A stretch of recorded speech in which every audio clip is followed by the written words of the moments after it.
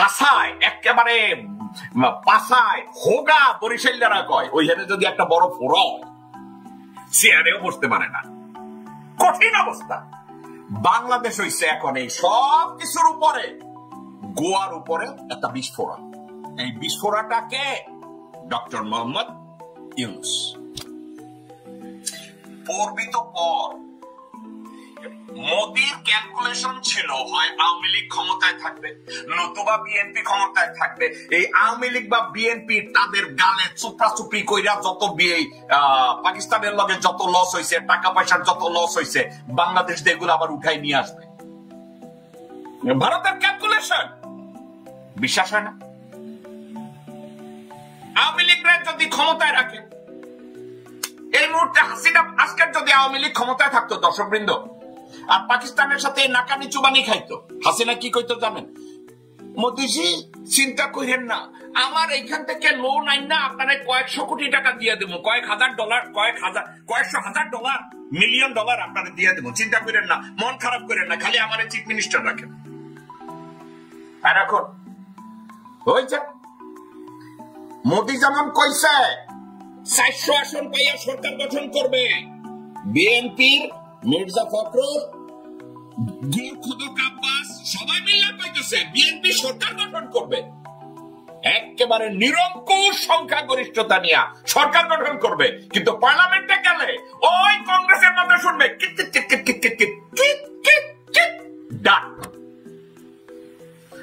আওয়ামী লীগ তো 15 বছর ধরে রাখছে, বিএনপি 1 বছর পারবে না। কেন পারবে না জানেন? তারেক রহমানকে তারা আদৌ বিশ্বাস করে না। ইন্ডিয়া তারেক রহমানের সুযোগ পাইলে জবাই করে দেবে। ক্যাপ্টেন মাজেদকে যেভাবে মধ্যরাতে জবাই করছে, বজলুল হুদারে যেভাবে মধ্যরাতে জবাই করছে, ঠিক একই ভাবে খালেদা জিয়াকেও মারবে, তারেক রহমানকেও মারবে। কেন মারবে? ইন্ডিয়া হাসিনাকে বুঝিয়েছে দ্যাট জিয়া মুজিব হত্যায় জড়িত। 110% মিথ্যা, কিন্তু হাসিনা এবং তার পরিবারকে র এবং ইন্ডিয়া ভালোভাবে বুঝাইছে জিয়া মুজিব হত্যায় জড়িত। আর ওই যে এখন আমার ইদানিং লোকজনরে দেখি মেজর ডালিমরে পূজা করে, আর ওই মুজিব হত্যাকারীদের যারা যারা আছে তাদেরকে পূজা করে। আমার কোনো অসুবিধা নাই ভাই, যারা যেখানে আপনারা পূজা করেন করেন, কিন্তু একটা কথা, মেজর ডালিম বলেন, নূর বলেন, আর অন্যান্য লোকজন যারা বলেন, তারা মিথ্যা কথা বলছে। যখন তারা বলে আমরা জিয়ার কাছ থেকে অনুমতি নিয়েছি, জিয়ার কাছে আলোচনা করেছি, জিয়া ওয়াদা করেছে, এগুলো কি জানো? তাদের প্রোফাইলকে জাস্টিফাই করার জন্য, তাদের প্রোফাইলকে হাইলাইট করার জন্য, শহীদ রাষ্ট্রপতি জিয়াউর রহমানের নামকে তারা মুজিব হত্যাকাণ্ডের সাথে জড়াতে চাচ্ছে। আমি একটা কথা বুঝি না, মেজর ডালিম, নূর বা অন্যান্য লোকজন, আপনারা যদি আমার কথাবার্তা শুনে থাকেন কান খুলে শুনেন। 1975 সালের 15ই আগস্ট আপনারা যা করেছেন, এখানে আপনাদেরকে ডিরেকশন দিয়েছে র। আমি এটা নিয়ে মাথা ঘামাই না। কেন মাথা ঘামাই না? দেশের 90% মানুষ মুজিব হত্যায় সমর্থন দিয়েছে, কারণ মুজিব ছিল স্বৈরাচার। মুজিবের 14 গোষ্ঠী সাফা করে মানুষ যেটা চেয়েছে সেটা করেছেন। আপনারা রয়ের ইশারায় করেছেন না কার ইশারায় করেছেন জনগণ জানতে চায় না। জনগণ মুজিবকে সাফা করে দিতে চাইছে, আপনারা করছেন। আপনারা বলতে পারেন আমরা জাতীয় বীর, জনগণ যেটা চাইছে আমরা ওইটা করছি। এখন আপনাদের এই কর্মকাণ্ডের সাথে করছেন রয়ের ইশারায়। এখন রয়ের ইশারায় আবার মুজিবের নাম, শেখ জিয়াউর রহমানের নামটা ওখানে লাগানোর জন্য আপনারা পাগল হয়ে গেছেন। Colonel Farooq, colonel Rashid, major Dalim এবং নূর, রাশেদ চৌধুরী, আপনারা এইসব বুঝুকি কথাবার্তা কোথায় পাইছেন? আপনারা কি অনলাইনের নিউ ইয়র্কের হিরো আলমের কাছে ইন্টারভিউ দিয়ে বাদ বুঝাইছেন? আপনাদের হেডাল আছে আমার সাথে 10 মিনিট ইন্টারভিউতে বসার? আসেন। মিসগাইড করছেন। ভারতের আহাজারি গেল তো, ভারত আহাজারি একদিক থেকে, এখন ভারত আরো একটা দিকে আহাজারি। আহাজারিটা কোন জায়গায়? আহাজারিটা হইতেছে ওই জায়গায় একদিকে এই ভুয়া সনাতনী, এরা তো আসলে হিন্দু না, এরা ভুয়া সনাতনী, এরা এখন চিন্তা করছে তাহলে ভারতের নির্বাচনে এবার জেতা রাস্তা কি, বিজেপি এখন কিভাবে জিতবে। পেহেলগামে এটা করে তারা চিন্তা করেছিল যে আমরা রিয়াল সনাতনীদেরকে মেরে একটা ড্রামা তৈরি করলাম এবং আমরা ক্ষমতায় আসবো নির্বাচনে, জনগণ দেখবে আমরা রাফায়েল দিয়ে আঘাত করেছি। কিন্তু পাকিস্তানিরা এমন দুর্মুষ দিয়েছে, মোদি এখন মন্দিরে ঢুকে ইসকন ইসকন প্রভুপাদা প্রভুপাদা বাবা রাম বাবা রাবণ এই স্লোক দিতেছে। আর একটা কাজ করতে পারে, দেখবেন মুসলমানদের মসজিদ এখন যেগুলো 2 বছর হয়েছে তৈরি হয়েছে, ওখানে গিয়েও তারা মসজিদ ভাঙ্গা মন্দির খোঁজার চেষ্টা করবে মসজিদের নিচে। সব মসজিদের নিচে তারা মন্দির খুঁজবে। মনে হয় কি জানেন, রামের পাশার উপরে সবসময় কি গদার বাড়ি পড়ছে চেঙ্গিস খানের, যে মন্দির নিচে ডুবতে ডুবতে শুধু মসজিদের নিচেই ডুবছে। আচ্ছা, লজিক্যালি যদি কোন ইন্ডিয়ানদেরকে আপনারা জিজ্ঞাসা করেন, ভারতে মুসলমানদের এরা তো ধর্মান্তরিত হয়েছে হিন্দু ধর্ম থেকে, এখন কোন একটা হিন্দু যদি মুসলমান হয়, ফর এক্সাম্পল আমি জিন্নার কথা বলি, জিন্না ছিল 2nd generation of Muslim from Hindu religion. এখন জিন্না তার পৈতৃক সূত্রে তার বাপ দাদা এবং পরদাদারা তো ছিল হিন্দু, এখন ধরেন ওখানে একটা মন্দির ছিল, এখন ওই মন্দিরটা জিন্না কনভার্ট করে মসজিদ বানায় ফেলাইছে। দর্শক বিন্দু আমার কথাটা মনোযোগ দিয়ে শুনেন, জিন্নার পরদাদা হিন্দু ছিল, ওখানে একটা মন্দির ছিল, কিন্তু জিন্নার দাদা যখন মুসলমান হয়েছে ওই মন্দির ভাঙ্গা ওখানে মসজিদ বানাইছে। তাহলে মসজিদটা অবৈধ হইল কিভাবে? কারণ ওই মন্দিরটা যাদের ছিল তারা তো মুসলমান হয়ে গেছে। এখন তারা যেখানেই যায় মসজিদের নিচেই শুধু তারা খুঁজে পায় কোথাকার মন্দির। কিন্তু একবারও কি চিন্তা করছে যে মন্দিরগুলো তারা আবিষ্কার করার চেষ্টা করছে, ওই মন্দিরের রক্ষক এবং প্রতিষ্ঠারা কনভার্ট করে মুসলমান হয়েছে, এই জন্য মন্দিরের আর অস্তিত্ব ওখানে থাকার কথা না। এই চিন্তাটা কি কেউ করছে? করে নাই, কারণ ওটা দরকার নাই। সনাতনীরা, এই রিয়াল সনাতন না, এরা ইসকনিরা সনাতনীদেরকে অসম্মান করছে, ইসকনিরা প্রকৃত হিন্দুদেরকে ডিপ্রাইভ করছে। আমার কথাটা যদি আপনারা একা একা চিন্তা করে দেখেন, জিন্নার পরদাদা হিন্দু ছিল, সে মুসলমান হয়েছে, মুসলমান হওয়ার পরে তার বাড়ির মন্দিরকে সে কনভার্ট করে মসজিদ বানাইছে। এখন কি মসজিদে আবার এই মোদির ঘরের হারামজাদা শুয়োর যাই ওই মসজিদ ভাঙ্গা আবার ওইটারে মন্দির বানাবে? এই কুত্তা বাচ্চাকে কে পারমিশন দিছে? কারণ ওখানে যারা মন্দির ছিল তারাই তো মুসলমান হয়ে গেছে। মজার কথা কি জানেন, এই 70 কোটি মানুষ যারা প্রতিদিন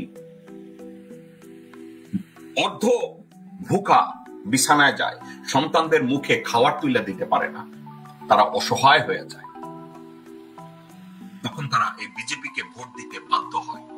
পাশাপাশি তারা অত্যাচার, মিথ্যাচারিতা সব মেনে নেয়। কেন মেনে নেয় জানেন? পেটে ক্ষুধা, ভুভুক্ষ সন্তান, ক্ষুধার্ত সন্তানরা তাদের চোখের সামনে। ঠিক বাংলাদেশে হাসিনা এই কাজটা করেছে, বিধবা ভাতা, বয়স্ক ভাতা, চুক্তিযোদ্ধা ভাতা, এই কাজগুলো করেছে। মোদির জন্য আবার আর একটা খারাপ দিক, যুদ্ধে হারছে, দেশের লোকজনরা আর তাদেরকে বিশ্বাস করে না, আবার বাংলাদেশেও আওয়ামী লীগ নাই, খুব কষ্টে আছে মোদি, খুব কষ্টে। হাসিনাও এখন ওইখানে, তাহলে কষ্টটা আরো কি?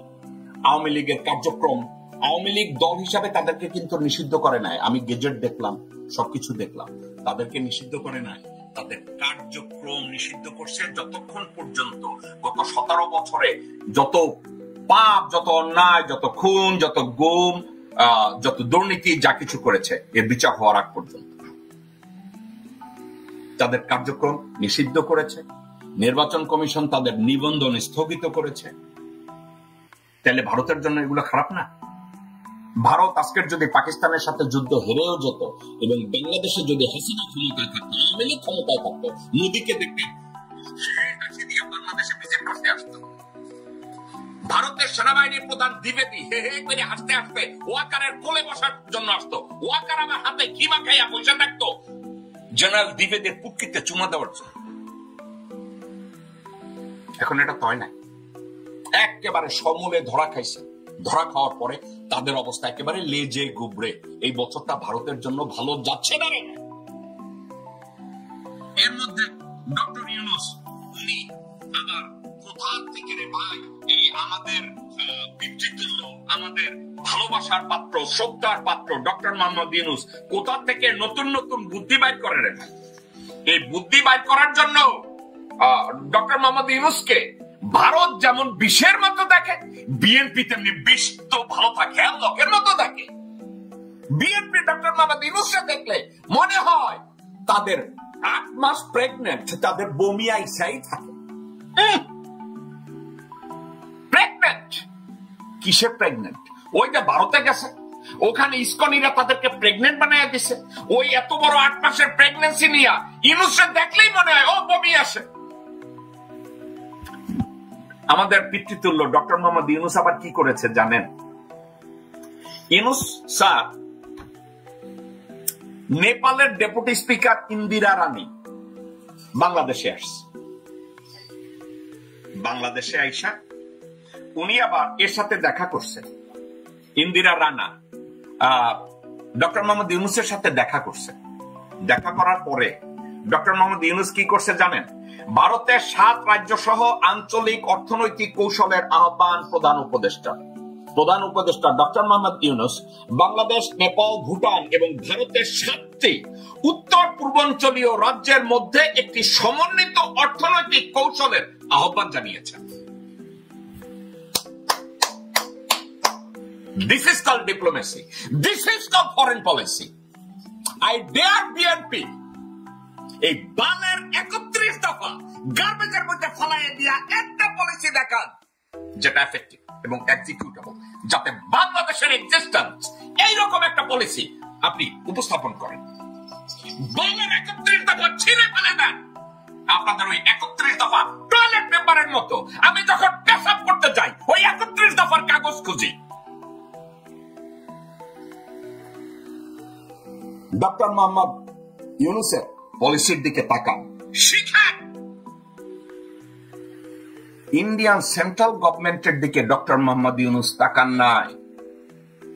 এখন বলবেন ওই 7 রাজ্য কি কেন্দ্রীয় সরকারকে বাদ দিয়ে আসবে কি আসবে না, দ্যাটস দ্য ইস্যু। একটা স্বাধীন সার্বভৌম দেশ বাংলাদেশে বসে উনি নেপাল, ভুটান এবং ভারতের 7টি রাজ্যকে আহ্বান করছেন একটা সমন্বিত অর্থনৈতিক কৌশল যোগ দেওয়ার জন্য। চালাকিটা বুঝেছেন? স্মার্টনেসটা বুঝেছেন? বিএনপি এই চেটের বালের আকল বুদ্ধি আপনাদের আছে নাই। আপনারা হইছেন বান্দা বুঝেন? এক মহিলারে বিয়ে করছেন, হ্যাঁ বাচ্চা কাচ্চা দিতে পারবে না। আপনারা হচ্ছেন ওই বন্দা। আর পুরুষ হইলে আটকুরা। তারেক রহমান আটকুরা আর আসছে কতগুলো আটকুরা, যাগো মাথায় খালি এই 31 দফার মতো বাল দফা বাইর হয়, যেটা শুধু টয়লেট পেপারের কাজে লাগে। দর্শকবৃন্দ, আমি কেন ইমোশনাল হয়ে কথাটা বলছি? ডক্টর মোহাম্মদ ইউনূসের পলিসিটার দিকে তাকান। এলন মাস্ক এবং আমেরিকান ইকোনমিস্ট এবং বিশ্বের ইউরোপিয়ান কান্ট্রিজের জার্নালিস্ট তারা বলে যে ডক্টর মোহাম্মদ ইউনূস কত দূরদর্শী, প্রজ্ঞাবান একজন মানুষ। উনি চায়না গিয়ে 7 সিস্টারের কথাটা উল্লেখ করছে। কই, উনি অন্য সিস্টারদের কথা কয় না, 7 সিস্টার। ডক্টর মোহাম্মদ ইউনূস জানে কোন জায়গায় গুটিটা বসাতে হবে। উনি ডায়ালগটা থ্রো করেছে চায়না থেকে এবং পারপোজলি করেছে। আর বিএনপি বালের 31 দফা